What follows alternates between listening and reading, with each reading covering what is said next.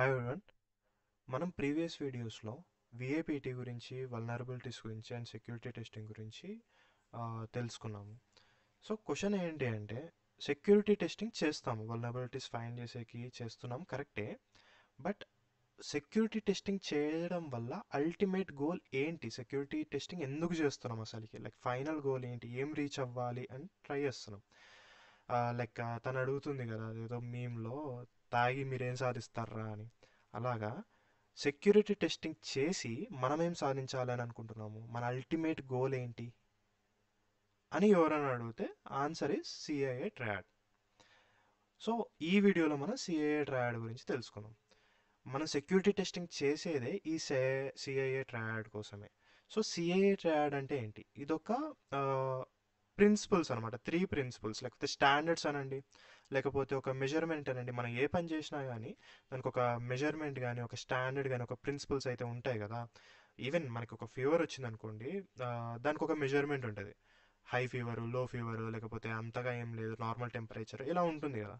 So in the same way ఒక వల్నరబిలిటీని మనం find చేస్తే అది క్రిటికల్ వల్నరబిలిటీయా, లేకపోతే అంత నాన్ క్రిటికలా, దానివల్ల ఇంపాక్ట్ ఏం జీరో ఇంపాక్ట్ వల్నరబిలిటీయా, ఇలా మెజర్ చేయాలి కదా. దేని బేస్ మీద మెజర్ చేస్తాము అంటే that is CIA triad. So మనం సిఐఏ ట్రయాడ్లో మొత్తం 3 ప్రిన్సిపల్స్ ఉన్నాయి. Like confidentiality, integrity and availability. Let's go one by one discuss చేసుకుందాం. First one is confidentiality. So మనం కాన్ఫిడెన్షియాలిటీ అనే వర్డ్ని ఆల్మోస్ట్ లైక్ ఎవ్రీ డే మన డైలీ లైఫ్లలో వాడతాం. ఈవెన్ మూవీస్లలో కూడా ఒక టేబుల్ ఉంటుంది, టేబుల్ మీద ఫైల్ పెట్టేసి దానిపైన కాన్ఫిడెన్షియాలిటీ అని రాసింటారు. So we all know confidentiality అంటే ఏదైనా ఒక విషయాన్ని ప్రైవేట్గా లేదంటే సీక్రెట్గా పెట్టడాన్ని కాన్ఫిడెన్షియాలిటీ అని అంటాం. సో ఒక డేటాని, ఒక ఇన్ఫర్మేషన్ని సీక్రెట్గా, ప్రైవేట్గా పెట్టడమే కాన్ఫిడెన్షియాలిటీ. సింపుల్, చాలా సింపుల్. డేటాని ప్రైవేట్గా అండ్ సీక్రెట్గా పెట్టడమే కాన్ఫిడెన్షియాలిటీ. బట్ క్వశ్చన్ ఏంటి అంటే, ఎందుకు పెట్టాలి అసలుకి? ఏ ఇన్ఫర్మేషన్ అయినా, ఏ డేటానైనా అని కాన్ఫిడెన్షియల్గా ఎందుకు పెట్టాలి అని అడిగితే, ప్రతి ఇన్ఫర్మేషన్ ప్రతి ఒక్కరికి తెలియాలి అన్న రూల్ లేదు. ఇప్పుడు ఫర్ ఎగ్జాంపుల్ మన పర్సనల్ ఇన్ఫర్మేషన్ ఉంది, అది ప్రతి ఒక్కరికి తెలియాల్సిన అవసరం లేదు కదా. ఇప్పుడు మీకు హెల్త్ బాగాలేక హాస్పిటల్కి వెళ్ళింటారు. హాస్పిటల్కి వెళ్తే డాక్టర్ నాకు ఇట్లా చెస్ట్ దగ్గర పెయిన్ వస్తుంది అంటే, డాక్టర్ ఏమంటాడు, మీరు వెళ్ళండి అమ్మా, వెళ్ళి టీఎంటీ టెస్ట్ చేయించుకొని రండి, ఈసీజీ టెస్ట్ చేయించుకొని రండి అని అంటాడు. వచ్చిన రిపోర్ట్స్ని ఒక ఎన్వలోప్లో పెట్టి మీ చేతికి ఇస్తారా, లేదంటే ఒక నోటీస్ బోర్డ్ లాంటిది పెట్టి మొత్తం పబ్లిక్గా దాన్ని అందరికీ విజిబుల్ అయ్యేలాగా ఒక మెయిన్ కింద హాల్లో పెట్టేస్తారా? డెఫినెట్గా వచ్చిన రిపోర్ట్స్ని ఎన్వలోప్లో పెట్టి మీకే ఇస్తారు. So that is confidentiality. ఒక ఇన్ఫర్మేషన్ ఎవరైతే ఆ ఇన్ఫర్మేషన్కి రైట్ యాక్సెసబుల్ పర్సనో, అంటే మీరు ఎస్పెషల్లీ ఈ ఎగ్జాంపుల్లో మీకు మాత్రమే అవైలబుల్గా ఉండేదాన్నే కాన్ఫిడెన్షియాలిటీ అంటాం. మిగతా వాళ్ళకందరికీ అది అనవసరమైన విషయం, ఈవెన్ వాళ్ళకి తెలిస్తే దాన్ని మిస్యూజ్ చేసే ఛాన్స్ ఉంటుంది. So confidentiality is very important. And నేను ఇక్కడ దాని కింద కాన్ఫిడెన్షియాలిటీ కింద లైక్ కొన్ని కీ పాయింట్స్ రాశాను. లైక్ అన్ఆథరైజ్డ్ షేరింగ్ డేటా అని, లేకపోతే నెసెసరీ ప్రివిలేజెస్ అని కానీ, ఎన్క్రిప్టింగ్ ద కమ్యూనికేషన్, ఆ కమ్యూనికేషన్ అనేది అందరికీ విజిబుల్ అయ్యేలా లేకుండా దాన్ని ఎన్క్రిప్ట్ చేయడం కానీ, ఇలా రాశాను. అఫ్ కోర్స్ లైక్ ఈ పర్టికులర్ టాపిక్స్ ఓకే అలా అనేసుకొని వెళ్ళిపోయేటివి కాదు, లైక్ చాలా డెప్త్ సబ్జెక్టే. But we can cover it in the coming videos అనమాట. స్ట్రాంగ్ పాస్వర్డ్ ఉండడము, మల్టీ ఫ్యాక్టర్ ఆథెంటికేషన్స్ ఉండడము, అండ్ ఇక్కడ నేను ఇంకొకటి రాశాను, using labels like restricted data. ఒక పర్టికులర్ రూమ్లో ఒక ప్రాజెక్ట్ నడుస్తుంది అనుకోండి, ఆ ప్రాజెక్ట్కి ఎవరైతే ఆ ప్రాజెక్ట్ కోసం వర్క్ చేస్తున్నారో వాళ్ళకి మాత్రమే ఎంట్రన్స్ ఉండాలి, కానీ ప్రతి ఒక్కరికి ఉండకూడదు. ప్రతి ఒక్కరికి ఉంటే ఏమవుతుంది, వాళ్ళు వెళ్ళి చూసేస్తారు డేటాను, అంతా వాళ్ళకి తెలిసిపోతుంది కదా లోపల ఏం చేస్తున్నారు, వాళ్ళ ఫర్దర్ ప్లాన్స్ ఏంటి, అలా అనమాట. So having that restricted data అన్నటువంటి అయితే లేబుల్స్ ఉండాలి, ఇది రిస్ట్రిక్టెడ్ ఏరియా, మీరు రావద్దు, అలా పెట్టాలన్నమాట. సో కంట్రోల్ పాలసీస్ ఉండడం. At the end of the day మనం తీసుకునే ఏ యాక్షన్ అయినా కానీ సరే, కాన్ఫిడెన్షియాలిటీ కోసం ఏ యాక్షన్ తీసుకోవాలన్నా సరే, ఆ పాలసీస్ని మెయింటైన్ చేయడం ఈజ్ వెరీ ఇంపార్టెంట్. డేటా అనేది ప్రైవేట్గా, సీక్రెట్గా పెట్టడం ఈజ్ వెరీ ఇంపార్టెంట్. అండ్ దానికోసం మనం చేసే వర్క్స్లలో కొన్ని ఇవి: మల్టీ ఫ్యాక్టర్ అథెంటికేషన్స్ పెట్టడం, కంట్రోల్ పాలసీస్ పెట్టడం, రిస్ట్రిక్టెడ్ లేబుల్స్ అతికేయడము, ఇవన్నీ దాంట్లో పార్ట్ ఆఫ్ ప్రాసెస్ అనమాట కాన్ఫిడెన్షియాలిటీ మెయింటైన్ చేసేకి. ఓకే, సో కాన్ఫిడెన్షియాలిటీ అంటే ఏంటి అనేది మనకు అర్థమైపోయింది. Next integrity. ఇంటిగ్రిటీ అనే వర్డ్ కూడా మనం చాలాసార్లు వినింటాము, రెగ్యులర్గా కూడా వాడుతూ ఉంటాము. ఓకే, కాన్ఫిడెన్షియాలిటీలో లెట్స్ అజ్యూమ్ డేటా కాన్ఫిడెన్షియల్గా ఉంది, సీక్రెట్గా ఉంది, చాలా ప్రైవేట్గా ఉంది, ఎవరికి పడితే వాళ్ళకి యాక్సెస్ లేదు. Fine, very good. మరి ఒకవేళ అదే డేటా రిలయబుల్ డేటా కాకపోతే, ఐ మీన్ కరెక్ట్ డేటా కాకపోతే, కరెక్ట్ డేటా అంటే ఎలా చెప్పాలంటే, లైక్ మనం సేమ్ ఎగ్జాంపుల్ తీసుకుందాం. మీరు టెస్టులు చేయించుకున్నారు, డాక్టర్ చెప్పిన టెస్టులు, ఈసీజీ అండ్ టీఎంటీ టెస్టులు చేయించుకున్నారు. టెస్ట్ రిజల్ట్స్ వచ్చాయి.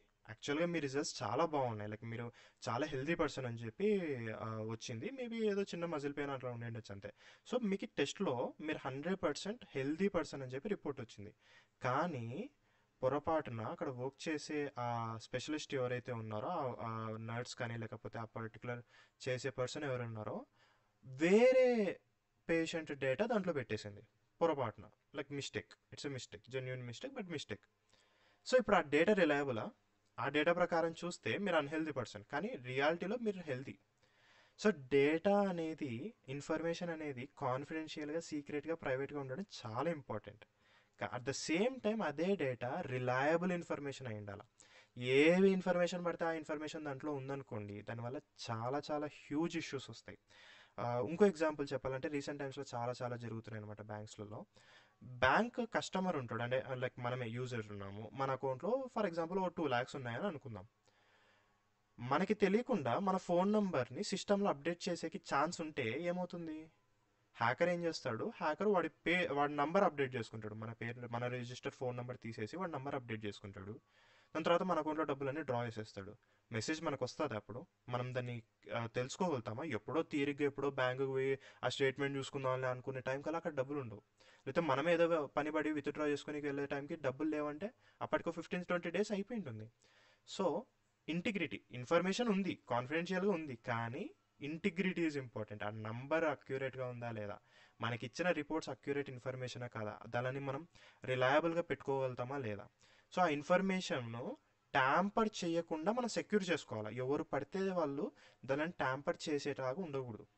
ఇన్ఫర్మేషన్ని కేవలం రైట్ పర్సన్స్ మాత్రమే డీల్ చేయాలి. అందుకే మనకి ఎడిటింగ్ యాక్సెస్లో ప్రతి ఒక్కరికి ఇవ్వకూడదు, కేవలం రీడ్ యాక్సెస్ మాత్రమే ఉంటుందన్నమాట. సో దట్ వాళ్ళు డేటాని జస్ట్ చదువుకొని వెళ్ళిపోవాల్సిందే తప్ప దాన్ని మేము ఎడిట్ చేస్తాం, దాంట్లో రంగులు పూస్తామంటే కుదరదు. So integrity is very important.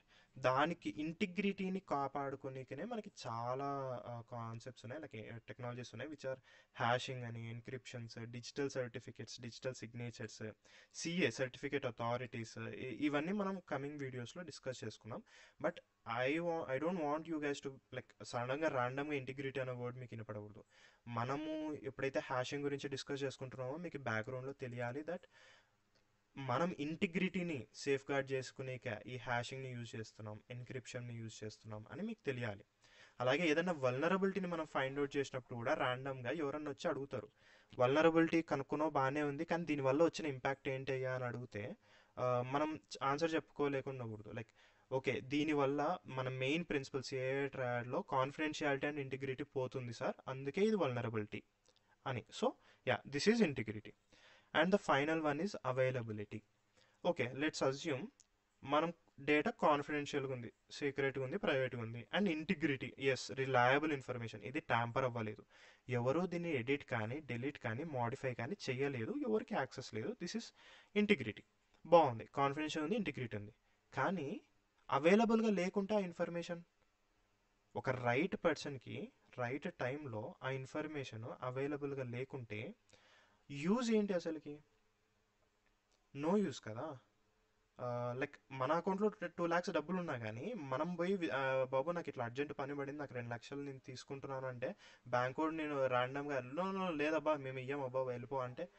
So that is the thing అనమాట. అవైలబుల్, మన మనీ మనకి ఎలా అయితే అవైలబుల్ ఉండాలనో, ఇన్ఫర్మేషన్ రైట్ పర్సన్కి రైట్ టైంలో అవైలబుల్గా ఉండాలి. ఇన్ కేస్ లేకపోతే then it is a vulnerability. దీనికి ఒక చిన్న బేసిక్ ఎగ్జాంపుల్ చెప్తాం. మనకి ఎవ్రీ ఇయర్ మనకి అమెజాన్ అండ్ ఫ్లిప్కార్ట్ సేల్స్ నడుస్తూ ఉంటాయి. Maybe 3 days, if I'm not wrong, 3 days Amazon sales ఉన్నాయని అనుకుందాం. ఈ 3 days కోసము ఆఫర్స్ ఉన్నాయి, ప్రోడక్ట్స్ ఉన్నాయి, సెల్లర్స్ అందరూ ప్రోడక్ట్స్ని ఎన్లిస్ట్ చేసి పెట్టుకున్నారు అమెజాన్లో, అన్నీ రెడీగానే ఉన్నాయి. కానీ ఆ 3 days టైంలో వెబ్సైట్ యూజర్కి అవైలబుల్గా లేదు. అంటే మీకు నాకు అవైలబుల్గా లేదు కొందామని. మన దగ్గర డబ్బులు ఉన్నాయి, మనం ప్రోడక్ట్లు కొనేకి రెడీగా ఉన్నాము, కార్ట్లో పెట్టుకొని కూర్చున్నాము. కానీ వెబ్సైట్ మనకి యాక్సెసిబుల్గా లేదు, అంటే అవైలబుల్గా లేదు. దెన్ అప్పుడేమవుతుంది? బిజినెస్ హ్యూజ్ లాస్ కదా. అమెజాన్ వాడికి లాసే, సెల్లర్స్కి లాసే, ఆపరేషన్స్ అన్నీ స్టాప్ అయిపోయినట్టుగా 3 days. So that is the power of availability. ఏదో ర్యాండమ్గా మనం అవైలబిలిటీ లేదు, ఇది ఒక రాంగ్ థింగ్ అని అనుకోవడం కాదు. Availability is a huge thing. ఒక విషయము ఎవరికి తెలియకుండా ప్రైవేట్గా సీక్రెట్గా ఉండడం ఎంత ఇంపార్టెంటో, అదే ఇన్ఫర్మేషను అదే డేటా రైట్ పర్సన్కి రైట్ టైంలో అవైలబుల్గా ఉండడం కూడా చాలా ఇంపార్టెంట్. ఆ 3 days సేల్ తర్వాత మనకి వెబ్సైట్ అవైలబుల్గా ఉన్న యూజ్ ఏముంటుంది? ఆఫర్స్ పెరిగిపోవాలి కదా. ఆఫర్స్ అన్నీ వెళ్ళిపోయి రేట్లు పెరిగిపోతాయి, ఎంఆర్పి పెరిగిపోతుంది. So that is the thing, availability is a huge thing. Availability అనేది పోకుండా ఉండడానికనే చాలామంది ఎక్స్ట్రా సర్వర్స్ని కానీ క్లౌడ్ సర్వర్స్ని కానీ వాడుతూ ఉంటారు. బికాస్ న్యాచురల్ కెలామిటీస్ జరిగినప్పుడు, ఫ్లడ్స్ అలా వచ్చినప్పుడు చాలా హార్డ్వేర్ నష్టం అవుతుంటుంది, క్రిటికల్ ఆపరేషన్స్ అన్ని స్టాప్ అవుతూ ఉంటాయి. అలా అవ్వకుండా ఉండడానికే, బిజినెస్ ఆపరేషన్స్ అన్నీ ఆగిపోకుండా ఉండడానిక మనము సేఫ్ గార్డ్ ప్రికాషన్స్ తీసుకొని పెట్టుకోవాలన్నమాట. So that is the availability. ఈ డేటా అంతా నేను రాసాను యాక్చువల్గా, but I don't want to read it out. ఏదో ఓకే గూగుల్లో మనం ఇప్పుడు అలాగే ఓకే జస్ట్ చదవాలనుకుంటే మీరు కూడా గూగుల్లో చూసుకొని చదువుకోవచ్చు. But I just thought of like explaining in Telugu. నేను తెలుగులో ఎక్స్ప్లెయిన్ చేశాను. If you want this information మీరు కాపీ చేసుకోండి ఇన్ఫర్మేషన్ని. So yeah, CIA triad is the standard principle or like measurement అని కూడా అనుకోవచ్చు వల్నరబిలిటీని మెజర్ చేసేకి. ఒక వల్నరబిలిటీ ఓన్లీ కాన్ఫిడెన్షియాలిటీని మాత్రమే లీక్ చేస్తుంది అనుకోండి, ఐ మీన్ దాన్ని మాత్రమే సాటిస్ఫై చేయలేదు అనుకోండి సిఏ ట్రేడ్లో, దెన్ అది కొంచెం లో ఇంపాక్టెడ్ అనమాట. ఇంకో వల్నరబిలిటీ కాన్ఫిడెన్షియాలిటీ అండ్ ఇంటిగ్రిటీని రెండింటిని ఫెయిల్ చేసింది అనుకోండి, అది ఇంకొంచెం హయ్యర్ లెవెల్. ఒక వల్నరబిలిటీ కాన్ఫిడెన్షియాలిటీని, ఇంటిగ్రిటీని, అవైలబిలిటీని మూడింటిని కాంప్రమైజ్ చేస్తే that is the biggest failure అనమాట. సో ఈ విధంగా మనము వల్నరబిలిటీని రేట్ చేయొచ్చు. అది క్రిటికలా, నాన్ క్రిటికలా, హై, లో, మీడియం, ఇలా మనం రేట్ చేస్తాం అనమాట. అలాగే మన ఫైనల్ గోల్ కూడా ఇదే. ద మోస్ట్ కామన్ వల్నరబిలిటీస్ని మనం ఫిక్స్ చేసేది కూడా దీనికే. కాన్ఫిడెన్షియాలిటీ, ఇంటిగ్రిటీ అండ్ అవైలబిలిటీని మనం మెయింటైన్ చేయడం, ఇది బేసిక్ స్టాండర్డ్ అనమాట ఏ అప్లికేషన్కైనా కంపెనీకైనా కానీ. Hope you understood what CIA triad is. మీకు ఇన్ కేస్ లైక్ ఏదైనా డౌట్స్ ఉన్నా, లేదా నేను ఏదైనా టాపిక్ మిస్ చేశాను సిఐఏ ట్రయాడ్లో అనుకున్నా, ప్లీజ్ కామెంట్ చేయండి. సో దట్ అదర్ మిగతా వాళ్ళు కూడా చూసి తెలుసుకుంటారు. Thank you for watching. Please do subscribe and like the video. Thank you.